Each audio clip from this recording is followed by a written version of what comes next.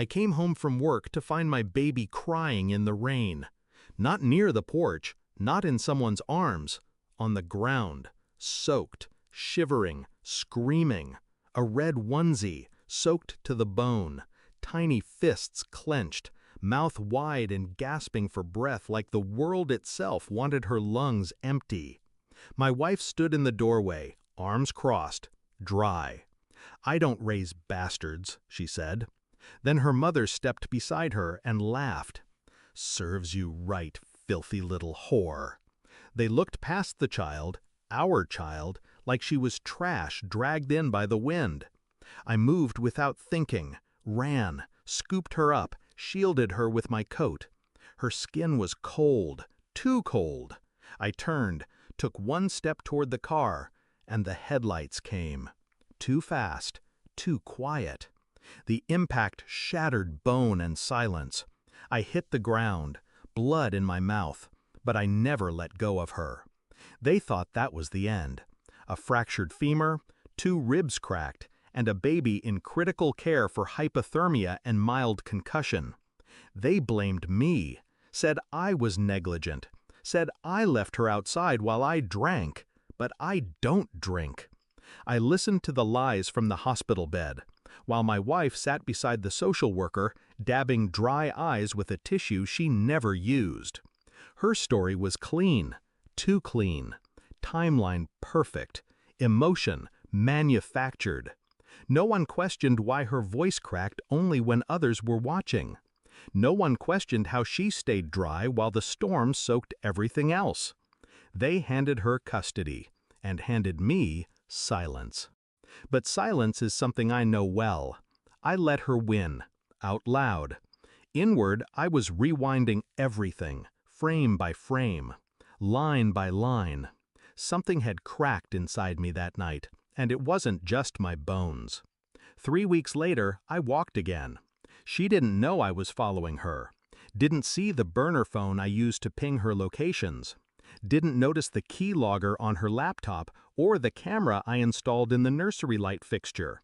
She thought she had time, thought I'd broken like the windshield, but I'd only begun to sharpen. Late at night, she whispered on the phone. Not sweet nothings, not secrets, threats. "He says he'll take her if I leave." Then make sure he can't. "He's smart, Dan." Then be smarter, Dan. I knew that name, coworker, friend, the one who always offered to watch the baby when she was tired. His number was saved under a fake female name in her contacts. Classic.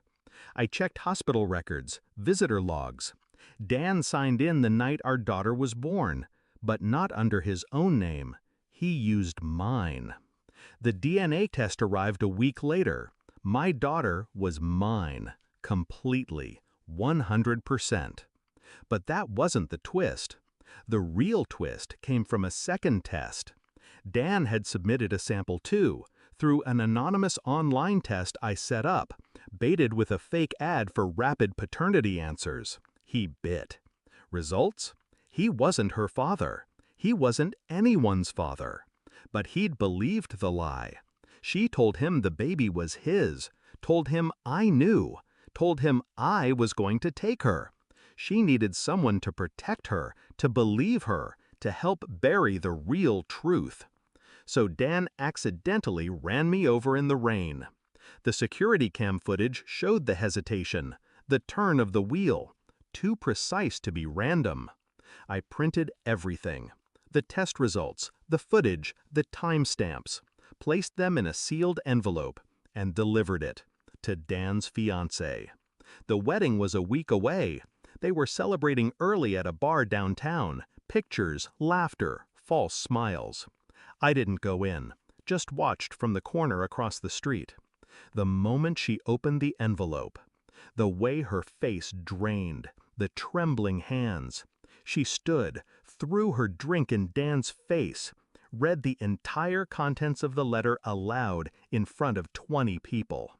"You hit a man for a child that wasn't yours? You tried to kill him for her?" Chaos. Voices rose, glass broke. My wife turned white. She wasn't supposed to be there, but she came to surprise Dan. Instead, she surprised herself. I watched her step back, step away, then run. I didn't follow. My daughter is with me now, full custody. It wasn't hard. After the footage, the confession, the medical records, they couldn't argue anymore. The courts took less time than I expected. Truth has that effect when dropped like a blade. My ex-wife moved 2 towns over. Dan vanished. His name's still on a few arrest warrants, but no one really looks. I don't care where they are. I've stopped looking back. I feed my daughter, I read her books, I tuck her in when it rains. She doesn't cry anymore when thunder shakes the windows. She knows I won't leave her outside again, not even in a storm. Some people think betrayal ends when the truth comes out, but I learned it ends when the liar has no one left to lie to.